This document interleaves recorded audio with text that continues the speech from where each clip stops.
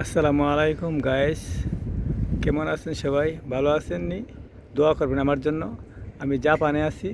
দেখেন জাপানের দৃশ্যটা কেমন লাগতেছে, ভালো লাগতেছে কিনা কমেন্ট করে জানাবেন। জাপান দেখার জায়গা, খুব সুন্দর জায়গা, ঘোরার মতো দেখার মতো জায়গা। ঘোরার দেখার ইচ্ছাই হয়, কিন্তু ভাই সময় নাই ঘোরার ভাই।